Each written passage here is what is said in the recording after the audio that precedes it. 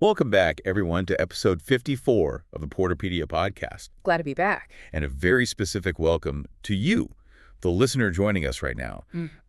We've spent the last 53 episodes dissecting the intricate chord progressions, the scandalous biographies, and the definitive recordings of the Great American Songbook. We've covered a lot of ground. We really have. But today, we're doing something a little different for you.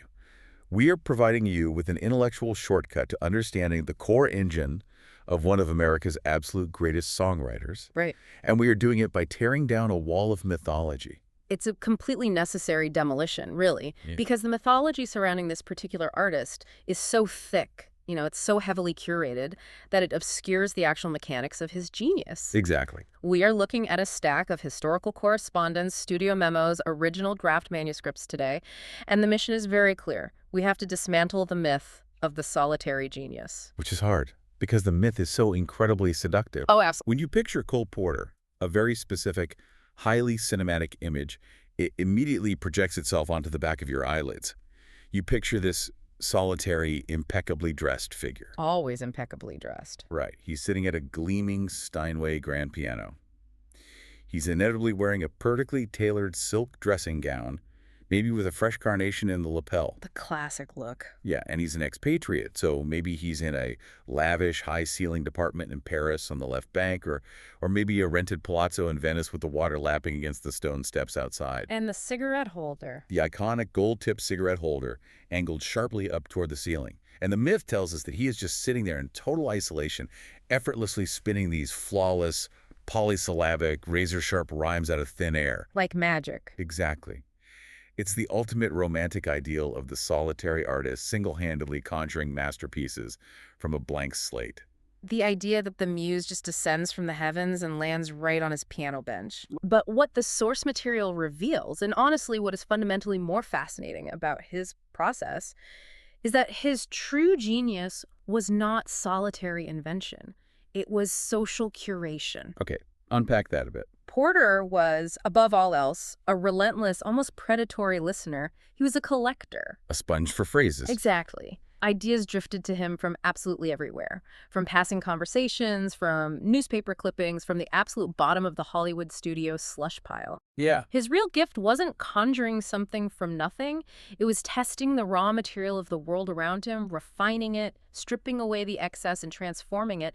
He was actively rewriting the language and the imagination of the people he encountered. So, to prove this to you today, we're going to lay out a very specific roadmap for episode 54. Sounds good. We're going to spend the bulk of our time today on the sprawling, dramatic, and honestly, highly improbable origin story of a song you definitely know, Don't Fence Me In. Oh, it's such a good story. An epic tale. It spans a decade, and it completely shatters that silk gown myth we just talked about. Completely shatters it. Then, once we've established how he operated on a macro level with that track, we are going to look at a few other famous songs to show how Porter consistently borrowed these little sparks from the world around him to light his own creative fires. And to fully grasp the origins of Don't Fence Me In, we actually have to physically leave Porter's world. Right. We have to get out of the penthouse. We have to leave Broadway, leave the Parisian cafes, leave the Waldorf Astoria, and travel out to the American West. Specifically, we're going to Montana in the year 1934. Let's set the scene for you, because the contrast is the whole point of this story. It is. Enter a man named Robert Fletcher, who went by Bob. Now, Bob Fletcher is the absolute antithesis of Cole Porter's elite, cosmopolitan inner circle. He really is. Fletcher was not a Broadway insider. He had never attended a Yale secret society. No silk dressing gowns for Bob? Definitely not. Right. He was an engineer by trade. He worked for the Montana Highway Department, actually writing the text for those historical markers you see on the side of the road. Wow. But he was also a former ranch hand, and crucially, a poet. He was a man of the plains who wrote verses reflecting the raw, gritty, authentic imagery of the Western landscapes he knew in his bones. The real deal. Yeah, he wrote about the smell of sagebrush, the vastness of the open skies, the sound of the wind through cottonwood trees. He even published a little book of verse called Corral Dust. The geographical and cultural distance between these two men just cannot be overstated. It's massive. You have Bob Fletcher out in Helena, Montana, completely grounded in the dirt and the dust and the tactile reality of frontier life. His poetry is functional, it's rhythmic, it's designed to be spoken aloud around a fire or at a local gathering. Right. And then you have Porter, whose universe is meticulously artificial in the best sense of the word.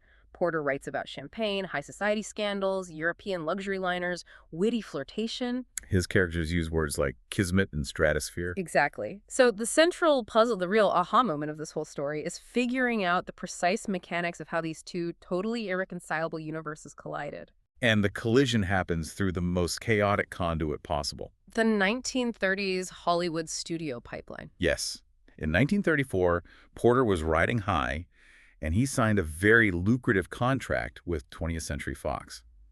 The assignment was to write songs for a proposed movie called Adios, Argentina. Which, just as a quick historical sidebar, perfectly encapsulates the studio system's bizarre obsession at the time with these Pan-American hybrid genre pictures. They loved the mashup. They really did. They were constantly trying to mash up the American Western with South American romantic tropes to appeal to a broader international market. Right, so you have this movie, Adios, Argentina, and one of the producers attached to it is a guy named Lou Brock. Okay. Now, by pure serendipitous chance, Lou Brock happens to be personal friends with Bob Fletcher back in Montana. Such a small world. It is. Brock knows about Fletcher's poetry. He knows Fletcher has this manuscript of Western poems, and Brock actually likes the authenticity of the imagery. So Brock makes a suggestion to his friend in Montana. What does he say? He says, hey, we need a cowboy lyric for this movie. Why don't you try writing one? And Brock even hands him the title on a silver platter. He says, call it Don't Fence Me In. Think about the casual nature of that interaction for a second. So offhand. A Hollywood producer just tosses out a title to his engineer friend in Montana, essentially as a favor or a whim. But Fletcher takes it seriously. He obliges. He sits down and writes it. He does.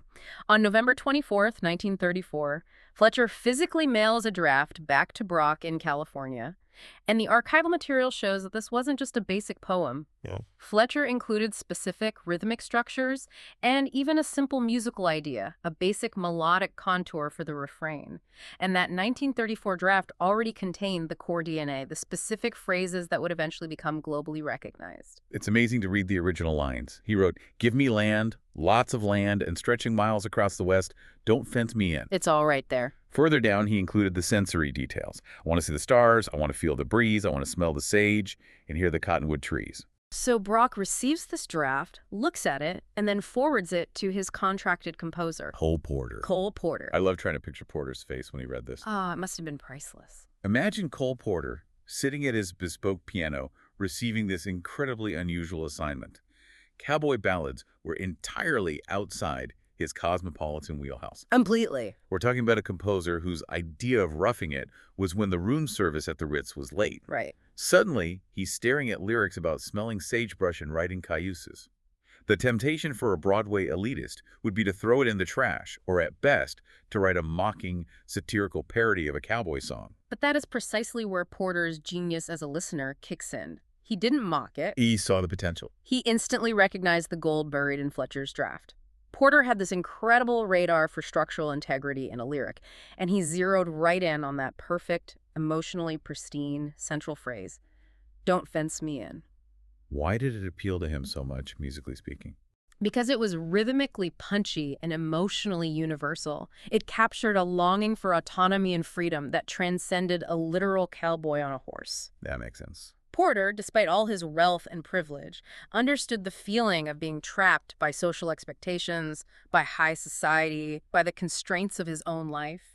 He knew he had something fundamentally potent. So he moves on it. He does. Within a matter of days, Brock wires Fletcher in Montana with the news. Cole Porter, the toast of Broadway, wants to purchase the rights to the title and some phrases from the poem. Okay, let's talk about the business of this, because this is where the story usually gets a little thorny for modern listeners. Yes, the financial side. Fletcher proposes a fee for his work, and it's a very modest flat fee. He asks for $250. Just $250. And Porter's camp agrees. Deal done. Now, I have to push back a little here. $250 in 1934 is roughly equivalent to maybe $5,000 or $6,000 today. For a song that would go on to generate millions upon millions in royalties, sheet music sales, broadcast rights, that feels like daylight robbery. Was Porter actively exploiting a guy from Montana who just didn't understand the Broadway market? It's a completely fair question, and looking back with a modern lens, it definitely feels unbalanced. But we have to contextualize it within the 1930s studio system. How so? What happened here was essentially standard work-for-hire practice. Writers, especially unknown regional writers, routinely sold material outright to studios or established composers for flat sums. No royalties. No royalties at all. They didn't have agents negotiating back-end points or royalty splits.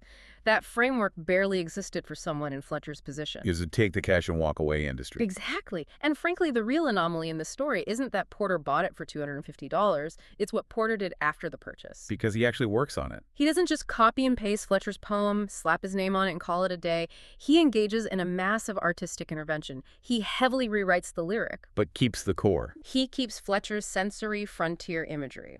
The sage, the cottonwoods, the land.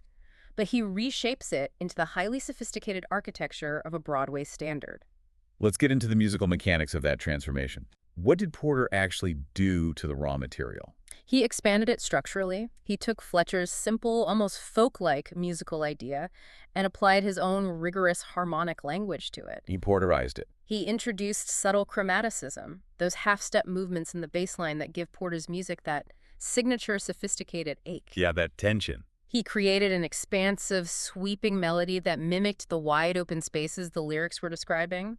He essentially preserved the authentic, dirt-under-the-fingernails frontier voice of Bob Fletcher, but he mounted it onto the chassis of a high-performance, elegantly engineered Porter melody. It's the marriage of rustic imagery and urbane songcraft. Exactly. He took the raw ore from the Montana mountains and polished it into a jewel. And going back to the ethics of the transaction, the story of their interaction doesn't actually end with a cold corporate contract. No, it doesn't. There is this fantastic piece of correspondence from January of 1935. Porter writes Fletcher a remarkably gracious, personal letter. Very rare for that era. He encloses a copy of the completed, polished lyric. He assures Fletcher that, despite having bought the rights outright, he has explicitly given him co-credit as a lyricist, and he genuinely thanks him for the inspiration. Which, again, he was under no legal obligation to do. The $250 bought the copyright, the co-credit was a courtesy and a significant one. And then there's the legendary cherry on top. Oh, the piano. Yes. According to the lore, Porter doesn't just send a letter. He physically sends Fletcher a piano, shipped all the way to Montana, with a simple two-word note attached. Keep writing. The note just says, keep writing. The psychology behind that gesture is fascinating to analyze. Was it purely an act of magnanimous generosity from a wealthy Broadway titan to a struggling Western poet? Or was there, perhaps, a slight twinge of guilt, a hint of an apology? Porter was a savvy businessman. He likely knew that his polished version of this $250 poem was going to be an absolute smash and generate immense value. He knew what he had. The gift of the piano seems to be a tacit acknowledgement that Fletcher had contributed something vital, an authentic spark that Porter simply could not have manufactured, sitting in his silk gown at the Waldorf. It really highlights this permanent tension in the music industry between the transactional nature of buying rights and the unquantifiable value of original artistic inspiration. The studio buys the paper, but the artist recognizes the soul. That's a great way to put it. And you would think, with a song this perfectly constructed, the movie Adios, Argentina would have been an absolute blockbuster. You would think. But here we arrive at the ultimate frustrating irony of the Hollywood machine. The film was completely abandoned. Pulled the plug. Studio executives pulled the plug, the production was shelved before cameras even rolled, and the whole project was dead. Which means this masterpiece, this perfect synthesis of Montana and Manhattan, is instantly orphaned. Right. So what happens to it? It becomes a trunk song. And for anyone unfamiliar with the theater terminology, a trunk song is literally what it sounds like. It's just tossed in a trunk. It refers to a song written for a specific project that gets cut, abandoned, or removed, and the composer throws the sheet music into their metaphorical or sometimes literal steamer trunk, hoping to recycle it for a future show. And Don't Fence Me In sits in that trunk for a long, long time. We are talking about nearly a decade of hibernation. A decade. From 1934 all the way to 1944, the song is effectively forgotten by the world. And we shouldn't gloss over those 10 years because they were incredibly tumultuous for Porter. Absolutely. Those were not quiet years. No. In 1937, Porter suffered a horrific horseback riding accident in New York. A horse rolled on him, completely crushing both of his legs. Just brutal. He endured dozens of excruciating surgeries.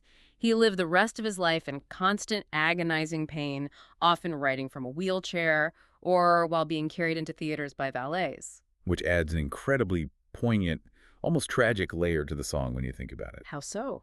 Well, the man who wrote the ultimate anthem about wide open spaces, about wanting to ride to the ridge where the West commences, was physically confined. He was strapped into braces, unable to walk without severe pain. The song in the trunk was entirely about a physical freedom he had permanently lost. It's a profound observation, it really is. And while Porter is enduring this physical constraint, the world around him is drastically shifting. Yes, the world is changing fast. By the time we hit 1944, the globe is consumed by the Second World War, and it's in this totally transformed cultural landscape that the song experiences a sudden, explosive resurrection. Out of nowhere, Hollywood rediscovers it. Warner Brothers is putting together a massively patriotic, star-studded morale booster film called Hollywood Canteen. They need material. They're digging through the publishing catalogs looking for material, and they pull Don't Fence Me In out of the trunk. Finally. And they don't just put it in the background. They give it to the biggest singing cowboy in the world, Roy Rogers, to perform on horseback in the movie. That alone would have guaranteed it a certain level of success. But the timing was incredibly serendipitous. Almost simultaneously, before the film even has its wide release, the massive radio star Kate Smith gets her hands on the arrangement. On October 8th, 1944. Exactly. She introduces the song on her national broadcast to millions of listeners. And from that exact moment, the song doesn't just hit the charts. It obliterates them. It becomes a phenomenon. It really was inescapable. Within months, it climbs to the absolute top of the American hit parade. The radio networks CBS, NBC reported hundreds of millions of individual broadcasts during the 1944-1945 season alone. Hundreds of millions? The sheet music became one of the highest-selling publications of the year. Bing Crosby rushed into the studio with the Andrews sisters and recorded a version that sold well over 1 million physical copies. It seemed like every artist with a microphone was recording it simultaneously. So we have to ask the analytical question, why? Yeah, why this song? Why did a dusty cowboy song, written for a scrapped Argentinian movie 10 years prior, suddenly become the definitive smash hit of 1944? It's not like the American public suddenly developed a rabid, unprecedented interest in Montana agriculture. No, they certainly didn't. To understand the explosion, you have to look past the literal lyrics and examine the profound psychological contrast the song offered to the American public at that exact historical moment. Paint that picture for us. Think about the demographic reality of 1944. You had millions of American soldiers mobilized for a brutal, grinding war. Their entire existence was dictated by constraint. They were confined to military barracks, crammed into transport ships, hunkered down in trenches and foxholes. They were taking orders, wearing uniforms, operating under strict curfews. And it wasn't just the soldiers. The domestic population was completely mobilized too. Exactly. The folks at home were dealing with ration books, mandatory blackouts, travel restrictions, and the constant suffocating anxiety of the casualty lists. Everyone felt trapped. The entire nation, both at home and abroad, was under a strict, mobilized psychological constraint. People felt physically and emotionally fenced in. And right into the middle of that claustrophobia drops this song. A song with a sweeping, expansive melody. That literally begs, "Don't fence me in." It celebrates the exact opposite condition of the wartime reality. It's an anthem about riding free, answering to no one, sleeping under the open stars, and being entirely, unapologetically unrestricted. It was a masterclass in unintentional escapism. Unintentional, yeah. It tapped into this mythic, deeply ingrained American longing for wide open spaces and fierce individualism. It provided 3 minutes of psychological release for a country that was collectively holding its breath. It was so resonant that even President Franklin D. Roosevelt reportedly counted it as one of his absolute favorite songs. Really? I can see that. Yeah, and you can see why. It echoed the same frontier spirit, the same comforting Americana as another FDR favorite, Home on the Range. It bypassed the brain and went straight to the national nervous system. It did. And when the dust finally settled and the war ended, the aftermath for the two creators, the man in the Waldorf and the man in Montana, is a fascinating study in contrasts. Let's talk about the aftermath. For Cole Porter, this song pulled out of a trunk added another massive, universally known standard to his already elite, diamond-studded catalog, it kept his name at the absolute pinnacle of American popular music. He got richer and more famous. Yes. And Bob Fletcher, the engineer who actually gave us the cottonwoods and the starry skies. Did he get to retire on a ranch? Not exactly. Remember the $250 flat fee? Ugh, the flat fee. Because of that 1934 contract, Fletcher never shared in the enormous multi-million-dollar commercial profits of the wartime boom.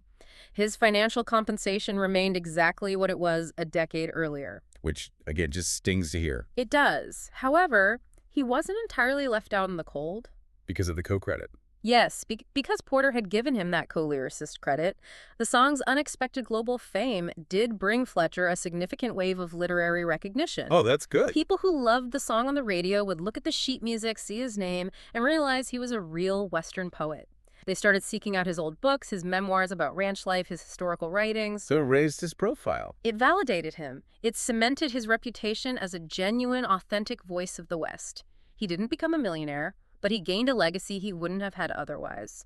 He remained a Western writer, far removed from the Broadway wealth machine, but respected in his own right. It's a bittersweet ending for Fletcher, but a monumental chapter in music history. And to wrap up this main story, it really highlights an incredible paradox in Porter's career. The paradox of the style. Yeah. Don't Fence Me In is, without a doubt, Cole Porter's least typical song. By a mile. If you listen to Let's Do It, Let's Fall in Love, or You're the Top, or Anything Goes, they are dripping with double entendres, complex internal rhymes, and name drops of 1930s celebrities. They're dense. Don't Fence Me In has none of that. The language is unadorned, simple, and direct. And that elemental simplicity is entirely thanks to Bob Fletcher. Right. Yet because of that directness, it stands as one of Porter's most universally beloved, deeply felt works. It was an accidental, perfect marriage. Fletcher supplied the raw, authentic voice of the American frontier, and Porter supplied the brilliant architectural songcraft and the sweeping harmonic polish required to launch it into the stratosphere. It is the ultimate proof of our thesis today. Porter wasn't just sitting in a vacuum waiting for divine inspiration. He needed Fletcher's spark to build that particular fire. He was a synthesizer. Exactly. He needed the world to give him the raw material. And now that we've spent some time unpacking how he could borrow inspiration from a stranger 1,000 miles away, let's shift our focus. Where to? Let's look at how he operated in his natural habitat. Because the sparks weren't just arriving in the mail from Montana, they were flying right past his ears at high society parties. This brings us to a different category of his process. Conversational borrowing. Tell us about the parties. To understand this, we have to immerse ourselves in Porter's legendary social life during the late 1920s and 1930s. We've talked about his homes in Paris, Venice, and New York. These places weren't just residences. They were salons. They were the absolute epicenters of the transatlantic elite. You had aristocrats, silent film stars, expatriate novelists, Broadway producers, and classical musicians all rubbing elbows in his living rooms. Quite the guest list. The champagne was constantly flowing, and the conversation was treated like a competitive sport. Everyone was trying to be the wittiest person in the room.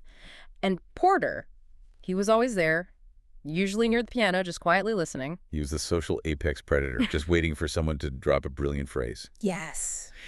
And there is a specific legendary party scene that perfectly illustrates this. I want you to imagine the room. The party is winding down, or perhaps just moving to its second act. Right.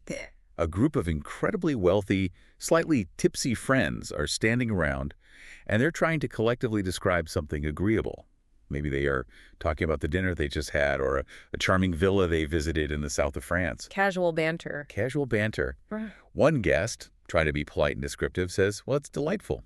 Another guest chimes in, wanting to add to it, and says, yes, it's delicious. A perfectly normal, if somewhat mundane, conversational exchange among the upper crust. Right. But standing nearby is the actor Monty Woolley.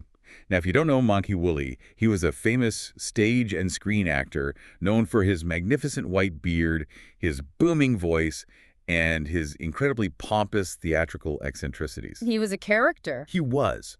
Woolley hears delightful and delicious, and he decides he needs to top them both. He wants to win the conversation. So he drops this completely ridiculous, playful linguistic exaggeration. He says, It's D-lovely. D-lovely. It's an absurd construction. It is. You take a prefix usually meant to negate or diminish something like deconstruct or derail, and you attach it to lovely to somehow amplify it. It's a joke word. But Porter hears it. But what's fascinating here is Porter's immediate reaction. Remember, he's that relentless listener. He hears Wooly say D-lovely, and his composer's brain lights up. He sees the math. He doesn't just chuckle at the joke, he instantly recognizes the structural potential of the word. He sees that the word itself is an act of comic excess, and more importantly, it has a built-in rhythm. It scans perfectly. Diddy-you-me. Yeah. D-lovely. And Porter doesn't just forget about it the next morning. He files it away. And years later, he takes that throwaway remark from a tipsy actor at a party and he inflates it into a massive, show-stopping linguistic fireworks display for the 1936 musical Red, Hot, and Blue. He builds the entire song around expanding Wooly's joke. The chorus famously goes, "It's delightful, it's delicious, it's lovely." But he doesn't stop there. He pushes the joke as far as it can possibly go, rhyming it with delectable, delirious, dilemma, delimit, deluxe, and divine. He turns a single prefix into an entire comedic engine for a 4-minute song. He took a fleeting moment of social banter, a joke that was meant to evaporate into the air of a Parisian living room, and he turned it into a permanent fixture of the American songbook. Which completely validates your point about his ability to recognize when a casual piece of conversation has the architectural integrity to support an entire song.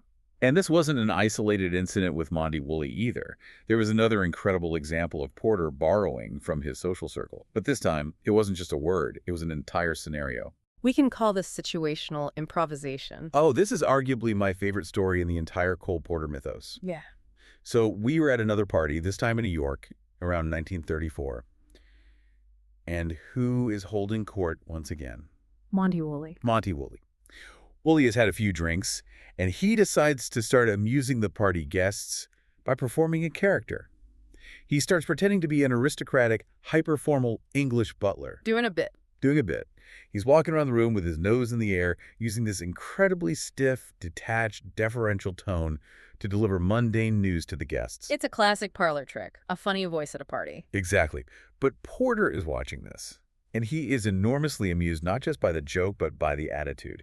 He loves the extreme formality of the delivery. So what does he do? He doesn't go home and think about it for a week. He walks right over to the piano in the middle of the party, sits down, and literally improvises a song on the spot right in front of the guests, tailored specifically to Woolley's butler persona. Within minutes, he has shaped the chords, the melody, and the lyrics for a song called Miss Otis Regrets. Right then and there. It was so immediate that Woolley actually learned the number right then and there, stood by the piano, and performed it for the guests that very evening. Incredible. But what elevates this from a neat party trick to a work of genius is the actual content of the song Porter improvised.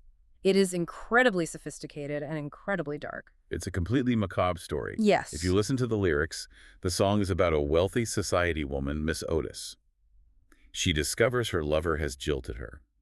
So she tracks him down, shoots him dead, is immediately arrested, and is subsequently dragged out of jail and lynched by a mob. It is a violent, gruesome, tragic narrative of a crime of passion. But, and this is the brilliant part, the entire story is delivered exclusively through the polite, emotionally sterile, detached phrasing of her servant, who is explaining to a caller why his employer won't be available for her social engagements. The central lyric, the refrain that anchors this horrific story, is the impossibly polite Miss Otis regrets she's unable to lunch today. She is sorry to be delayed, but last evening down in Lover's Lane she strayed.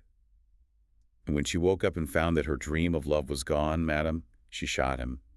It's chilling. The brilliance here is the absolute dissonance, the friction between the high society manners of the delivery and the violent reality of the narrative. The melody matches it too, right? Yes, the melody itself mimics this. It has the stately, reserved pacing of a formal announcement, but Porter infuses the harmony with these subtle, bluesy, minor key undertones that hint at the tragedy beneath the stiff upper lip. Wow. This proves that Porter's genius wasn't just in collecting vocabulary words, it was in capturing the theatrical essence of a spontaneous moment. He saw a friend doing a silly butler voice. And his brain instantly recognized that the funniest, most dramatic way to utilize that voice was to have it narrate a bloodbath. He elevated a parlor trick into a profound 3-minute character study of social repression. He was a sponge, soaking up the atmosphere, the jokes, and the attitudes of his social life, and then ringing them out onto the piano keys. A perfect description. But as we move into the final sections of our roadmap today, we have to look at one more facet of his process. He didn't just borrow from poets in Montana and drunk actors at parties. Sometimes he borrowed from constraints. Constraints, right. And here's where it gets genuinely fascinating for anyone interested in the creative process, because sometimes people actively challenged him to borrow. Right. This brings us to a concept we can call provocative borrowing. Porter was a writer who actually thrived when he was backed into a corner, when he was given a strict set of rules or a seemingly impossible handicap. The Michael Todd story. And there is no better example of this than his famous interaction with the theatrical producer, Michael Todd. Michael Todd was a legendary Broadway and Hollywood producer known for being brash, loud, and incredibly confident. He was a big personality. He was producing a show called Mexican Hayride in 1944, and he needed a hit song. But Todd didn't just ask Porter to write a song, he gave him a specific, almost insulting dare. He challenged Porter to write a massive commercial hit, but he imposed two massive handicaps on him. First, Todd decreed that the title of the song had to be the most cliché, overworked, boring, pedestrian phrase in the entire English language. I love you. Which, for Cole Porter, is practically an insult. Exactly. Porter made his living avoiding cliches. He wrote songs called You're the Top, where he compared people to the Mona Lisa and Mahatma Gandhi. To force him to write a song just called I Love You is stripping him of his primary weapon, his verbal wit. And the second handicap was even worse. Todd told him that the main melody for that title phrase could only be 3 notes. And not just any 3 notes. It had to be one single note for each word. A static, unmoving melody. From love you, free, repetitive notes. For a composer whose entire brand is built on intricate, surprising, sweeping melodies, the kind of melodies that soar across an octave and a half, this is a creative straitjacket. It's a dare designed to make him fail. But Porter, being intensely competitive, accepts the challenge. He takes a bet. And the result? He goes into his studio, wrestles with this impossible constraint, and creates the song I Love You, which goes on to become one of the major, undeniable hits of 1944. Everyone recorded it? Bing Crosby recorded it, Frank Sinatra recorded it, Joe Stafford recorded it. It was massive. So we have to pull back the curtain on this. How did he do it? Yeah, how does a constraint like a repetitive 3-note melody actually result in a masterpiece? What did he do musically to make it work? This is where Porter's deep understanding of music theory saved him. Because he was stripped of his usual tools, he couldn't use his trademark complex lyrics, and he couldn't use a sweeping melody for the hook because of Todd's strict rules. He had to rely entirely on harmonic tension and rhythmic phrasing. Okay, break that down. He took those 3 static notes, but underneath them, he placed a constantly shifting, descending chromatic bass line. So the melody stays the same, but the ground underneath it is constantly moving. Exactly. The chords beneath those 3 simple notes keep changing, moving from major to minor to diminished, which creates this incredible sense of yearning and unresolved tension. It pulls you along. The melody feels like it's pleading because the harmony won't let it rest. Furthermore, he used syncopation. He didn't just drop the notes squarely on the downbeat. He shifted them rhythmically so they felt urgent. He made those 3 notes work harder than any 3 notes he had ever written. It's a brilliant lesson in creativity. Sometimes the tightest constraints, the strictest limitations, are exactly what force an artist to abandon their usual tricks and refine their craft down to its absolute essence. The dare forced Porter to prove he wasn't just a clever wordsmith, he was a master harmonist. He took the dare, swallowed his pride, and turned a straitjacket into a platinum record. It's provocative borrowing at its finest. But we have one last area of his process to explore today. We've talked about how he borrowed from a poet across the country, from friends at a cocktail party, and from a producer's dare. Now, let's look at how he borrowed from the library. The library. Because Porter was also a master of literary borrowing. And for this, we have to look at what is universally considered his masterpiece musical, the 1948 smash hit Kiss Me, Kate. A classic. The entire concept of this show is a play within a play, drawing heavily on William Shakespeare's The Taming of the Shrew. Throughout the score, Porter is constantly lifting lines directly from the Elizabethan text and setting them to music. Literal borrowing. Right. I've come to wive it wealthily in Padua, or where's the life that lay delayed? These are direct Shakespearean quotes. But the absolute comic pinnacle of the entire score, and perhaps the greatest comedy song Porter ever wrote, is a late-act number called Brush Up Your Shakespeare. Set the stage for this one because it is so incredibly funny. This song is not sung by the romantic leads. No, definitely not. It is sung by two secondary characters, a pair of rough, tough, uneducated Damon Runyon-esque mobsters who have somehow found themselves backstage at a theater. Complete fish out of water. And these two thugs with thick Brooklyn accents are giving what has to be the most wildly misguided seduction advice in the history of the stage. They genuinely believe, and they are trying to explain to the audience, that quoting classical Shakespearean literature is the ultimate foolproof pickup technique to use on women. And the layered genius here is profound. Porter isn't just writing a simple parody of Shakespeare. That would be too easy. He's going deeper. He is parodying how people misuse high culture to appear sophisticated. He takes the absolute greatest, most revered literary tradition in the English language, and he deliberately, joyously distorts it by filtering it through gritty, uneducated Broadway slang. The rhymes in this song are jaw-dropping. He has these gangsters singing lines like, just declaim a few lines from Othello and they'll think you're a hell of a fella. This is so good. Or my personal favorite, if she says your behavior is heinous, kick her right in the Coriolanus. It's brilliant. He's rhyming Justinian with minion, Titus Andronicus with tonicus. He is mashing up the highest form of classical art with the lowest form of vaudeville comedy. He essentially turns the library itself into his co-lyricist. He borrows the entire English literary canon, drags it down to the Bowery, and turns it into pure comic theater. It takes a supreme level of confidence to look at Shakespeare and say, yeah, I can punch up these jokes. Exactly. And if we pull back now and synthesize all of these stories, from the dusty plains of Montana to the penthouses of New York, from a producer's infuriating dare to the sacred texts of Shakespeare, a very clear, undeniable pattern emerges about Cole Porter's creativity. The alchemy. Whether the source material was direct, like Bob Fletcher's $250 poem, or conversational, like Monty Woolley's absurd Do Lovely joke. Or situational, like the mock butler act that birthed Miss Otis' regret. Or provocative, like Michael Todd's three-note handicap. Or literary, like The Taming of the Shrew. Porter always performed the exact same artistic alchemy. He took raw, external material and transformed it. He never just stole it. He elevated it. The borrowed phrase became sharper and rhythmically perfect. The overheard joke became structurally sound. The discarded Western poem became a psychological lifeline and a national anthem. The sparks truly came from everywhere, from every corner of his incredibly varied life. But the fire, that unmistakable, elegant, structurally flawless, enduring fire, was entirely his own.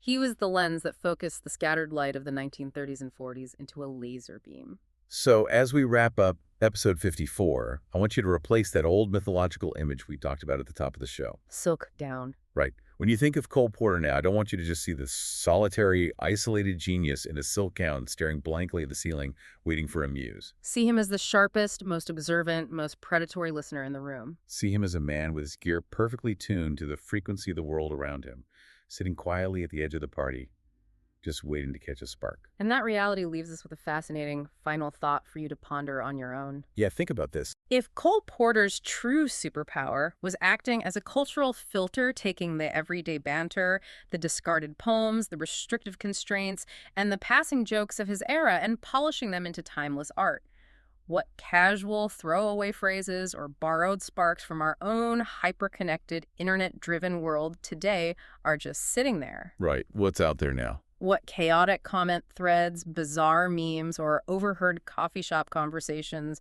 are just waiting for a modern-day Porter to recognize their structural integrity and turn them into the next great masterpiece? It certainly makes you want to pay a lot more attention to the passing comments in your own life, doesn't it? The muse isn't descending from heaven. She's probably just making a weird joke in your group chat. Very true. Thank you so much for tuning in and exploring this incredibly layered story with us. We have loved sharing these historical artifacts and musical mechanics with you. It's been a pleasure. Until next time, keep listening closely to the world around you, and thank you for joining us on episode 54 of Porter-Pedia.